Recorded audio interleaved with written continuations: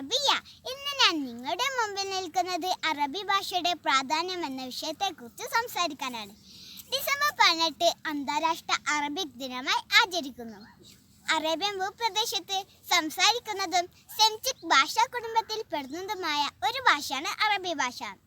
Semitic ഭാഷകളിൽ ഇന്നും സജീവമായി നിലനിൽക്കുന്നത് അറബി ഭാഷ മാത്രമാണ്. ലോക ജനസംഖ്യയിൽ 1/3 പേർ അറബി ഭാഷ സംസാരിക്കുന്നു. ഇത്രയധികം പേർ അഗാധമായി ആത്മബന്ധം പുലർത്തുന്ന ഒരു ഭാഷ അറബി അല്ലാതെ മറ്റൊന്നുമില്ല. ഒരിക്കൽ ലോകത്ത് ഏറ്റവും സാഹിത്യസമ്പുഷ്ടമായ ഭാഷ ഏതാണെന്ന് ചർച്ചയുണ്ട്.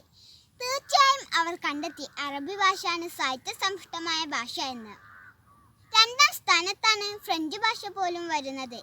കാരണം ഏറ്റവും ചുരുങ്ങിയ വാക്കുകളിലൂടെ വലിയ ആശയങ്ങളെ സാഹിത്യസമ്പുഷ്ടമായി അവതരിപ്പിക്കാൻ കഴിയുന്ന ഭാഷയാണ് അറബി ഭാഷ.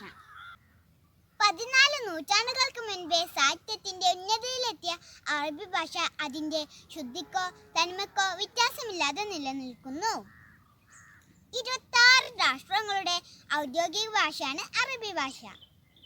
ഇസ്ലാം മതത്തിന്റെ അടിസ്ഥാന ഗ്രന്ഥമായ ഖുർആൻ രചിക്കപ്പെട്ടിരിക്കുന്നത് അറബി ഭാഷയിലാണ്. ലോകത്തിലെ ഏറ്റവും മനോഹരമായ ലിപി സ്വന്തമായിട്ടുള്ളത് അറബി ഭാഷക്കാണ്. അതുകൊണ്ട് തന്നെ എഴുത്തിലെ സുന്ദരി എന്നും അറബി ഭാഷ അറിയപ്പെടുന്നു.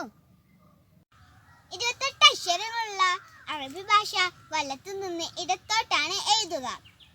അറബി ഭാഷയുടെ സമ്പന്നമായ പ്രത്യേകതകൾ ജനങ്ങളിൽ എത്തിക്കാൻ വേണ്ടിയുള്ള മികച്ച അവസരമായാണ് ഡിസംബർ 18 ആചരിച്ചു വരുന്നത്. ശുക്രൻ.